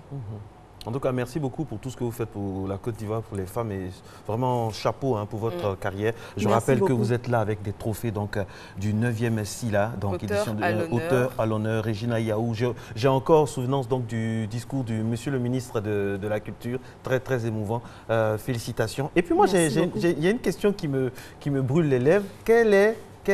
Oui, je sais, ma réalisatrice me dit, je sais que tu l'aimes, mais il faut conclure. Alors, quel est le roman ou le livre qui vous a le plus fatigué? Il y a toujours ce syndrome de la page blanche, on a peur. Où est-ce que ça a coincé? Dites-nous tout. Je n'ai jamais eu ce problème de page blanche. Par exemple, quelquefois, quand je suis en train d'écrire, j'arrive à une partie et je sens la fin. Wow. Donc, qu'est-ce que je fais? Je fais comme si je tournais un film. Je viens, j'écris la fin, et puis je me remets où j'étais, je conclue, et ça va. J'ai jamais eu de problème de page blanche. Waouh. Merci. Chapeau. Merci. On garde ça? On garde le trophée? Non, allez chercher le vôtre. Merci beaucoup. Non, je vais partager. Regina Yaou était notre invitée ce matin. C'est pas évident de restez pour la séance photo. Aussitôt sur un plateau, et c'est un honneur qu'elle nous a fait aujourd'hui. Ses œuvres sont désormais mythiques. La Révolte d'Afiba, Ewi Onka, les Oumari ou les écueils de la vie, le glas de l'infortune également qu'on n'a pas cité. Mais en tout cas, vous pouvez retrouver toutes ces œuvres dans toutes les librairies de Côte d'Ivoire et même ailleurs, parce que je sais que vous êtes nombreux à nous suivre à l'extérieur. Et si vous ne connaissez pas encore ces œuvres, il n'est pas trop tard, courez. Aujourd'hui, c'est vendredi, les librairies sont ouvertes. Merci. Et puis Eva, ajouter à tout ce qu'Eva a dit de très beau, n'oubliez pas les conseils par rapport aux femmes qu'elle a données. Une femme doit, vous avez dit que c'est qu'elle a imposé sans s'en imposer. S'imposer sans en imposer. Voilà, s'imposer sans en imposer. Merci beaucoup pour les conseils aux femmes, pardon, pour votre présence sur ce plateau. Merci beaucoup. Nous allons aller maintenant rencontrer une autre dame. Et là, il y a Sœur de Sang, tome une deuxième chance. Voilà. C'est à qui, au fait? C'est au couple ou bien c'est à la littéraire? C'est à la solidarité féminine. C'est la solidarité féminine. Ok, j'accepte. Merci d'être avec nous, mesdames et messieurs. Matin bonheur du vendredi, le rendez-vous de la culture, de la littérature et des femmes belles et des femmes à la tête pleine. La preuve, une autre encore vers laquelle nous allons basculer avec beaucoup de plaisir. Nous allons la recevoir dans le cadre, bien sûr, de la thématique « Quelle est la place de l'oralité dans l'émergence d'un pays ?» Ce sera bien sûr avec Michel Tanon-Lora.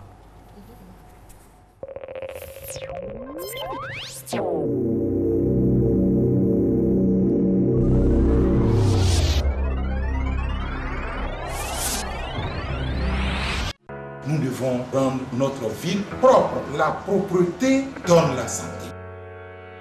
Le grand ménage, ivoirienne, ivoirien, population de Côte d'Ivoire, tous à nos balais ce samedi 3 juin 2017 pour nettoyer et embellir nos lieux d'habitation ou de travail, nos quartiers, les espaces communs de vie sur toute l'étendue du territoire national. Cérémonie officielle de la 4e édition ce samedi 3 juin 2017 à Bouaflé. Tous engagés, tous concernés. Ceci est un message du ministère de la Salubrité, de l'Environnement et du Développement durable. Sous le parrainage du professeur Henriette Dagri-Diabaté, grande chancelière de l'Ordre national de la République de Côte d'Ivoire, et sous l'égide du ministre de la Culture et de la Francophonie, les artistes et créateurs unis de Côte d'Ivoire organisent un grand séminaire les vendredis 2 et samedi 3 juin 2017 à Grand Bassam. Thème, problématique des conditions de vie et de travail des artistes et créateurs. Infoline 088 80 19 91. Partenaire CIE Sénam.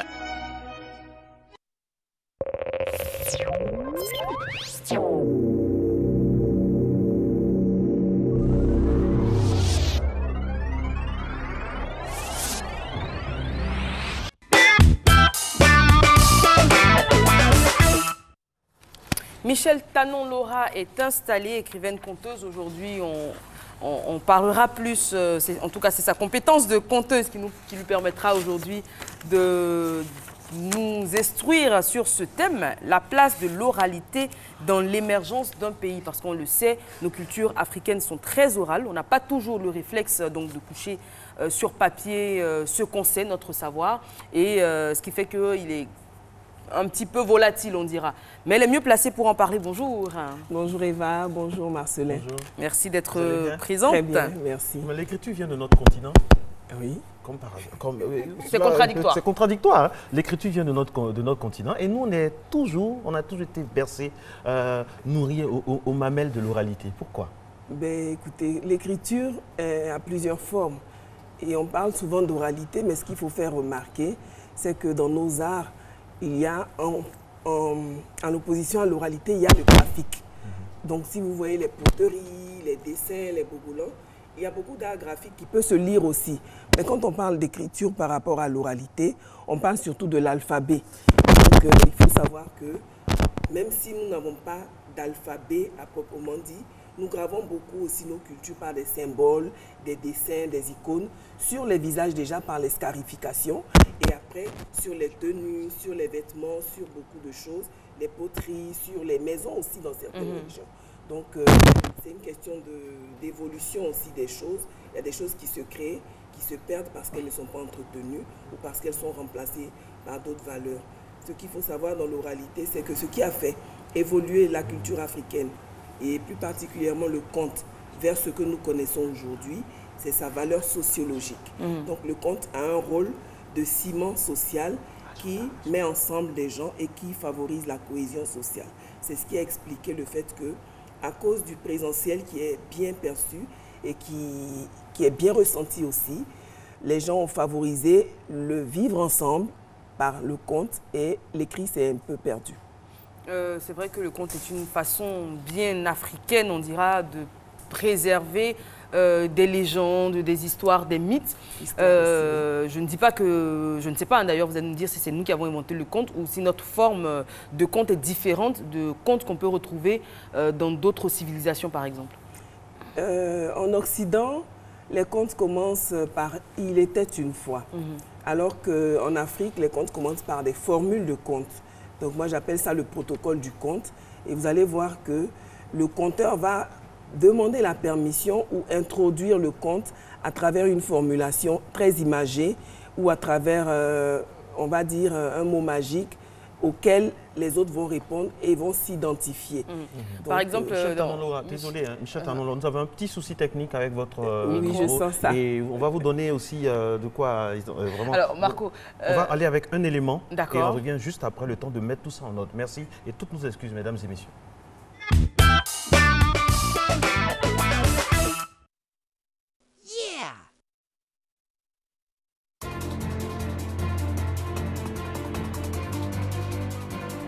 Les zinzins ont été libérés.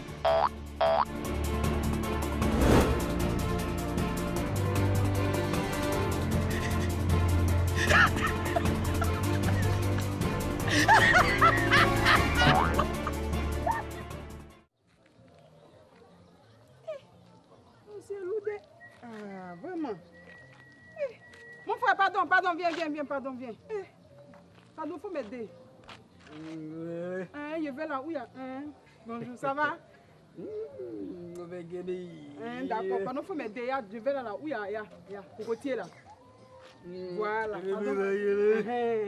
Pardon, faut se lever ça pour mon pardon. Sous cocotier là. Voilà, merci, hein. D'accord, faut se lever, hein. Ah, faut se lever. Merci.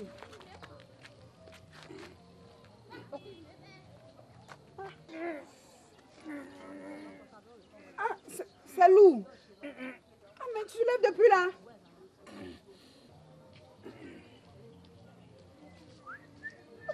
Mon frère, pardon, je suis pressé. Je vais préparer comme il est 18h là. C'est tout pour là, il y a cocotier là. Voilà, merci.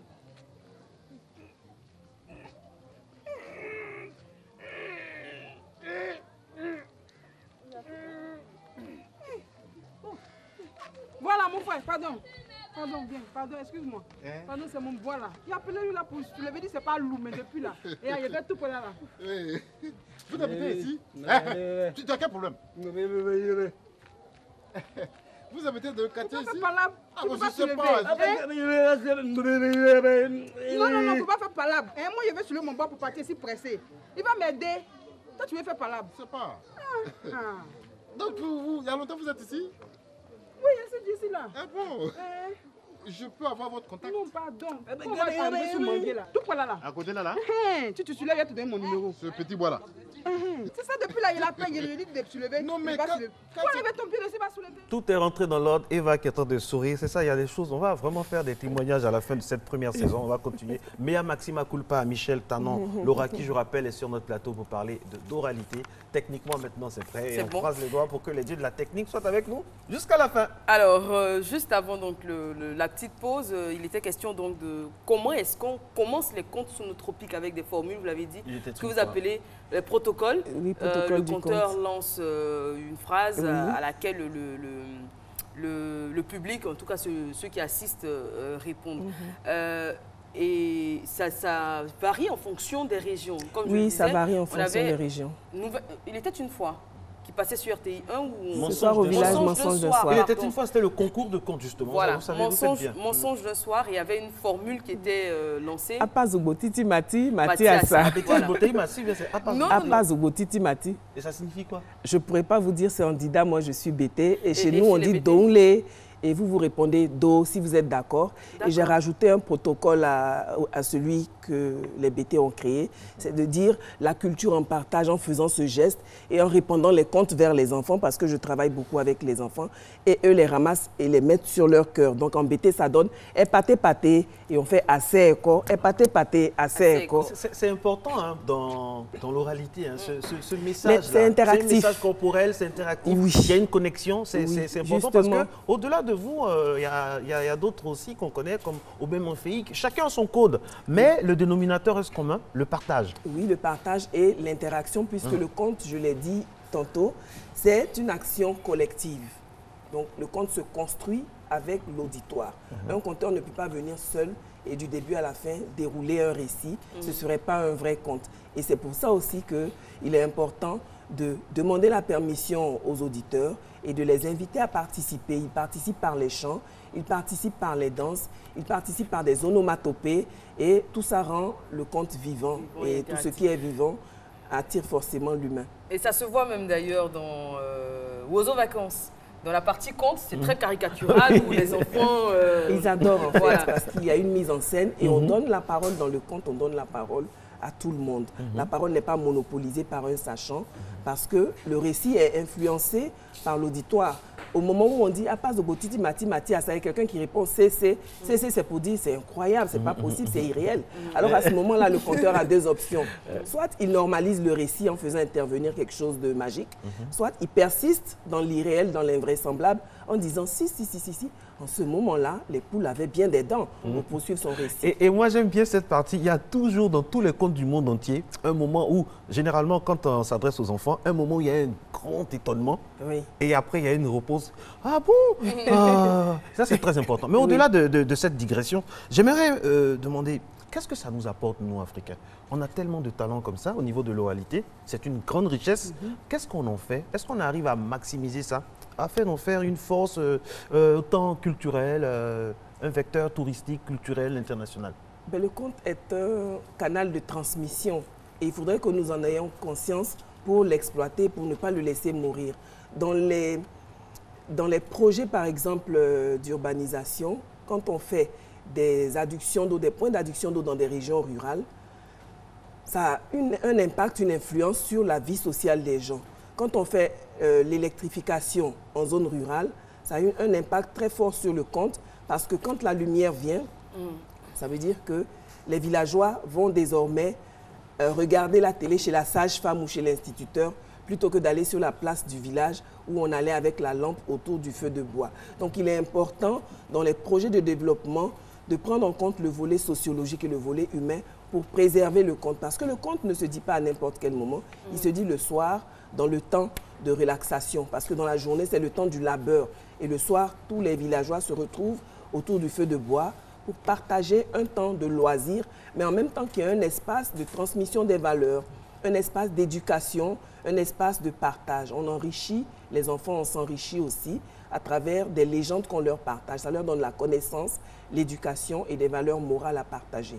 Parlons justement de connaissances et de savoir. C'est par le conte que sous nos tropiques, les légendes des plus grands combattants, on va dire par exemple, de Sundiata Keïta, la bataille de Kirina, ou même la légende d'Abla Poku, toutes ces légendes-là qui existent et persistent encore aujourd'hui, ont été transmises comme ça par le conte, mais on imagine qu'elles ne sont pas, ou du moins ne sont plus conformes à la réalité, parce que le problème de l'oralité également, c'est le fait que d'un interlocuteur à un autre, d'un conteur à un autre, il y a des choses qui s'ajoutent, il y a des choses qui sont retirées. Donc, est-ce que finalement, la version qu'on a aujourd'hui en 2017, est-ce qu'elle n'est pas carrément à l'opposé, diluée, 1000 fois diluée par rapport à la version originale? La seule façon de le savoir, c'est d'approcher les anciens qui ont des versions différentes. Mais ce qui est intéressant dans le conte, vous avez dit d'un conteur à un autre, mais même le même conteur donne plusieurs versions du conte. Parce que, je vous l'ai dit, le conte est interactif. Donc, en fonction de comment le public réagit, je peux avoir envie de broder sur une scène ou passer plus rapidement. Et le conte est dynamique, c'est ce qui fait sa force, mais aussi sa faiblesse. Parce que si dans le conte d'Abla Poku, par exemple, on dit qu'elle a jeté son enfant dans l'eau et que dans la réalité, c'était son neveu ou son esclave, tout change, mais on ne peut pas le savoir. C'est pour cela que nous encourageons la préservation des contes à travers l'écriture. Alors, les griots font partie également de ceux qui propulsent l'oralité.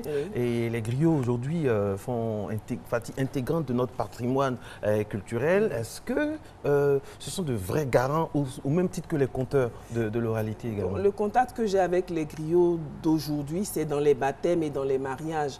Donc, ce qu'ils font, ça s'apparente plus à du racket qu'à la vraie transmission de l'histoire d'autrefois. Avant, les griots avaient plusieurs types de chants ou de déclamations. Quand ils étaient d'abord formés par leurs parents qui leur disaient l'histoire des familles. Voilà. Donc quand on sait qu'une personne vient d'une famille et qu'on la voit arriver dans une assemblée, on déroule l'histoire de sa famille. Vous pensez que c'est dévoyé aujourd'hui, vous pensez? À la mairie de Cocody, des gens des griots qui ne me connaissent pas, ils chantent des choses pour moi. Ils ne me connaissent même pas. Donc ils inventent, mais en fait ils font ce qu'on appelle la talakou. Et c'est une façon de gagner de l'argent avec leur talent griotique. Et c'est très joli. Ils ont une voix très forte en général. Et ils ont de belles mélodies, donc ça donne envie de leur donner une pièce ou un peu d'argent. Mais je veux dire, il faudrait quand même qu'on préserve tout cela en partant des villages pour faire continuer l'initiation à tous ces arts oratoires-là. Est-ce qu'aujourd'hui, vous l'avez dit, vous travaillez beaucoup avec des enfants et les enfants, je sais qu'ils adorent les contes, vous l'avez dit également. Est-ce que les adultes, ça donne à la culture et à l'exercice même du conte? Est-ce que ça ne reste pas aujourd'hui une activité enfantine? Pour les adultes qui accompagnent les enfants à mes activités, il y a beaucoup de nostalgie. Ils aiment bien et ils expriment le regret de ne pas pouvoir dire des contes à leurs enfants par manque de temps ou par manque de savoir-faire. Parce que dire un conte, c'est quand même prendre la parole d'une certaine façon, d'une façon captivante. D'ailleurs, on a un projet où on fait des photos au regard des enfants pendant le conte. Et ça donne des photos fabuleuses parce que à travers le regard des enfants, vous sentez qu'ils sont transportés. Et à travers le regard des parents aussi, ils sont souvent transportés par les contes. Là, je vois Marcelin, il devrait faire partie de notre album parce qu'il a les yeux qui pétillent. Et c'est vraiment ça la magie du conte, de faire voyager les gens dans un monde autre que celui où ils sont physiquement. Justement, pour avoir toujours des yeux qui pétillent comme ça, il faut vraiment avoir plusieurs qualités. Par exemple, quelles sont les qualités requises pour être un bon conteur? Est-ce que c'est dans la gestuelle? Est-ce que c'est dans le regard? Est-ce que c'est dans les onomatopées? Est-ce que c'est dans le fil conducteur de la narration? Pour être un bon conteur, il faut aimer l'homme. Parce que quand on aime, on est attentif. Vous voyez, quand on aime quelqu'un, on est attentif à ses moindres désirs. Donc quand on aime l'homme, on est attentif, et quand on aime les gens, on prend en compte la réaction, le feedback de chacun. Donc pour être un bon conteur, il faut aussi être smart. Parce que si on vous dit non, non, non, je ne suis pas d'accord, il faut juste retomber sur vos pattes soit pour contenter celui qui s'est opposé, soit pour persister dans ce qu'il voulait contester. Donc il faut être vraiment très smart et avoir de l'imagination fertile, être prompt à inventer une suite ou à créer un petit segment de conte, même si c'est un conte populaire, à broder sur une histoire pour que les gens soient captivés. Parce que l'avantage du conte, c'est que c'est un hameçon qui captive les gens. Wow. Et vous avez parlé de mettre sur papier, hein, consigné par des écrits, les contes. Vous invitez d'ailleurs tous les conteurs à le faire de plus en plus. Oui. Vous le faites et on bascule dans le côté écrivain. Oui. Vous consignez beaucoup de vos contes qui deviennent des livres pour enfants. Oui. Donc, notamment le voyage de Madame Cabos. Oui, La tortue sur le dos, Les larmes en or, Nouélie, La princesse d'Ato et j'en passe. J'ai 17 titres. Alors là, maintenant, moi j'aime les choses pratiques. Oui. Il est 19. On vous donne, Eva, on va choisir un thème, on va se concerter. Ok. On vous donne un thème, la liberté. D'accord. Un thème, la liberté. C'est une denrée très rare dans nos pays en voie de développement, la liberté. Oui. Alors, racontez-nous un conte. Et on va commencer par le don et tout ça. Hein. Avec tout dedans, On veut la totale. Hein. On veut la totale. Allez, top, c'est parti. Dongle, do, pate, aseko. Il était une fois un village, vous devez dire, il était une fois un village où le roi empêchait les habitants d'être libres. Alors, la hyène, la plus dégourdie des villageois, commença à passer de porte en porte pour dire aux villageois, le roi, il nous prive de notre liberté. Même nos amis, on ne peut pas les choisir. Alors, moi, je vais choisir qui je veux comme ami. Et les autres animaux se sont dit, tiens, c'est une bonne idée. Chacun devrait choisir son ami. C'est dans ce temps-là que le coq a choisi d'avoir pour ami la chèvre. Les gens lui disent, coq, c'est la chèvre que tu as vue pour être amie. La chèvre, elle n'est pas sérieuse, hein? Elle ne dit pas la vérité, elle ne paye pas ses dettes. Il dit, c'est pas grave. Et voilà que la hyène décéda. La hyène qui prônait la liberté est morte. Il fallait aller à ses obsèques. Et en route, les deux amis, la chèvre et le coq, ont commencé à s'avancer vers le chemin pour prendre l'autobus, le Gbaka. C'est... Une vendeuse d'arachides passait. La chèvre dit, j'ai envie d'arachide. Le coq dit, chèvre, je n'ai pas apporté mon argent, achète un peu pour moi aussi. Après, je te rembourse. D'accord. Ils sont allés. Ils sont montés dans le Gbaka. À chaque gare, vous savez, on vend des... Il y a effin, il y a orange, il y a banane. Ça, c'est un conte contemporain. À chaque gare, oui, il faut bien. À chaque gare, la chèvre qui était très gourmande achetait des friandises. Et le coq disait, chèvre, pardon, faut acheter un peu pour moi, après je te rembourse. Quand ils sont arrivés au village où il y avait les funérailles, le coq est allé à droite et la chèvre à gauche. Ah bah, tu t'es Mati. Mati, alors, ils ont fait les obsèques. Ils ont fait tout ce qu'il y avait à faire. Et les gens leur disaient, mais qui va prôner la liberté maintenant? Ils ont dit, mais écoutez, le coq et la chèvre, ils sont deux bons amis. On va voir si leur amitié survit au mauvais caractère de la chèvre. Alors, on va leur donner ce flambeau-là. C'est à vous de promouvoir, de perpétuer la liberté que la hyène défendait tant. Les funérailles terminées, ils vont au bord de la route pour prendre le Gbaka. La chèvre attend, elle ne voit pas le coq. On lui dit, mais chèvre, tu as duré ici, hein, tu attends qui? Elle dit, le coq. Le coq est parti depuis 6 h du matin. Pourquoi? Parce que le coq ne voulait pas payer ses dettes. Alors la chèvre a commencé à tirer le coup pour regarder dans tout le Gbaka qui passait. Et c'est depuis ce jour que les moutons et les chèvres n'ont plus peur des voitures. Quand vous klaxonnez, ils sont comme ça, ils regardent si leur coq est dedans. Mais ils n'ont pas pu promouvoir la liberté parce qu'ils se sont séparés, leur amitié s'est gâtée pour une dette non payée. Ah bah tu peux Mati. Mathias, c'est un peu tiré par les cheveux, mais bon. Non, mais ça se tient. Et puis à brûle pour point, comme ça, c'est tombé pile poil. Je me demandais où est-ce qu'on allait avec la chèvre et finalement on est retourné. Il y a la légende. Encore une fois, ça revient sur la légende qui ressort toujours des contes. Il y a toujours une morale, il y a toujours une légende. Là, aujourd'hui, c'était par exemple, pourquoi est-ce que les chèvres et les moutons n'ont pas peur des véhicules. Mais dans les contes, il y a toujours voilà pourquoi. Oui, une morale. Le père, voilà pourquoi. Voilà, le fameux père, voilà pourquoi. Les contes du père, voilà pourquoi. Oui, parce qu'il y a des mythes de création. Par exemple, les mythes de création vont vous dire pourquoi il y a des volcans, pourquoi il pleut, pourquoi il y a telle chose qui indique pourquoi tel phénomène existe. Et il y a des mythes aussi des origines qui disent d'où viennent les différents peuples. Il y en a qui viennent de la terre, il y en a qui viennent du ciel, il y en a qui viennent... Et il y a plusieurs sortes de mythes dans les contes. Et il y a des contes fantaisistes qui existent aussi. Avec l'avènement des réseaux sociaux, cette nouvelle façon d'appréhender l'information, la rapidité donc, des circuits d'information, quelle est la place pour le conte dans un pays africain qui est résolument tourné vers l'avenir avec les réseaux sociaux?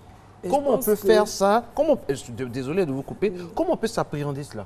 Ben, je pense que le conte est du pain béni pour l'Afrique, puisque c'est quelque chose qui est original et quelque chose qui est identitaire. Le conte, c'est notre identité. Je pense que nous gagnerions à en faire la promotion, vu qu'il y a beaucoup de valeurs africaines.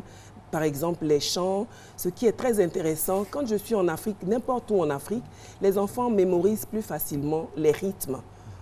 Alors qu'en Europe, en Amérique, c'est un peu plus difficile. Il faut faire le training un peu plus longtemps pour qu'ils captent. Mais je veux dire, en Afrique, on a des codes musicaux, des codes rythmiques qui sont universels et ça se ressent. Donc les contes, c'est notre identité. Le contenu des contes, c'est notre identité. On se reconnaît à travers les contes et on devrait plutôt en faire la promotion et le partager avec nos enfants qui sont très demandeurs. Ils vont vers d'autres contes parce qu'il n'y a que ça dans les livres, il n'y a que ça. Donc nous, notre projet, c'est de prendre gentiment Blanche-Neige, le petit chaperon rouge, le petit poussé, les mettre dans l'avion et les remplacer par Akedewa dans nos jardins d'enfants. Ça ne veut pas dire qu'on ferme la porte aux autres contes. Oui, donc ça ne veut pas dire qu'on ferme la porte aux autres contes, mais on prend notre place, Dames et Nimo, qui a beaucoup fait peur à mon fils. On prend notre place dans l'espace de l'oralité qui est le nôtre à l'origine. Donc il faut se réapproprier l'art oratoire parce que parler, c'est de l'art. Et d'ailleurs, nous entraînons les enfants dans les stages de petits conteurs. Et dans ces stages-là, il y a des modules de gestuelle, de modulation de voix, d'expression corporelle. Et les enfants adorent parce qu'on leur apprend à utiliser leur corps et leur voix et aussi leur imagination pour s'exprimer. Avec Regina Yaou, on parlait donc de comment est-ce qu'elle représentait la Côte d'Ivoire à l'extérieur. Vous bougez beaucoup, vous voyagez beaucoup, vous représentez également la Côte d'Ivoire dans des pays comme le Mexique, par exemple. Vous faites des ateliers beaucoup à l'extérieur. Comment est-ce que les contes africains sont reçus dans ces pays-là? Vous savez, ils appellent ça des choses exotiques. Ils trouvent tout ce qui est africain exotique. Je vais vous raconter. J'ai l'habitude d'aller avec des friandises partout où je vais. Mais comme le Mexique, c'est très loin, je ne voulais pas m'encombrer de bagages à cause des escales. Donc, je suis allée sans rien. Et le jour où nous devrions aller dans le village indigène, j'ai dit à mes amis, il faut qu'on achète des friandises pour les enfants. Et on a acheté des bonbons qu'on a distribués aux enfants. Alors, dès qu'ils ont mordu dans les bonbons, ils ont dit « Pero por qué los caramelos africanos son tan duros ?» Ils disaient « Pourquoi les bonbons africains sont aussi durs que ça ?» Je dis « Non, ça, ce n'est pas des bonbons africains, ce sont des bonbons mexicains. » Je veux dire, ils voient tout ce qui vient des... Et même les Mexicains qui m'accompagnaient, ces enfants-là demandaient s'ils étaient venus d'Afrique avec moi. Parce que les enfants, ils sont innocents, ils n'ont même pas fait la différence entre la couleur de peau, entre les vêtements, tout ça. Ils ont conclu que comme nous étions un groupe à venir ensemble, nous venions tous d'Afrique. Et ils m'ont même demandé, est-ce qu'en Afrique, il y a des gens en dehors de toi? Alors, quelle est la différence entre un conte, en définitive, et une histoire? Eh bien, un conte, il y a un aspect historique, légendaire. Une histoire, c'est un récit tout simplement. Mais le conte, c'est quelque chose qui est magique, qui n'est pas forcément réel. Donc il y a la magie. Voilà, il y a la magie dans le conte. Il y a l'irréel qui a sa place. Il y a l'invraisemblable et il y a tout dans un conte. Une histoire, c'est quelque chose qui est plus plat, plus simple et plus réaliste aussi. Très bien. Merci beaucoup, Michel Tanon-Loura. Merci pour votre présence. Merci également à tous nos consultants que nous avons eu le plaisir de recevoir aujourd'hui, notamment Regina Yaou et ASK. Attention, il était une fois, mesdames et messieurs, une émission qui a commencé le 2 janvier. Non, qui est allée, 2 janvier. C'est parti tout doucement, tout doucement. Et puis, elle a pris son envol. Et c'est comme ça tous les jours, avenue 555, rue 730, boulevard RTI. Et c'est là que ça s'arrête pour aujourd'hui. Bon week-end et surtout, bon long week-end. Ah, pas de voter, Mati. Allez, c'est à votre compte maintenant pour conclure. Il était une fois une émission qui s'achevait. Merci. Félicitations. C'est très beau compte.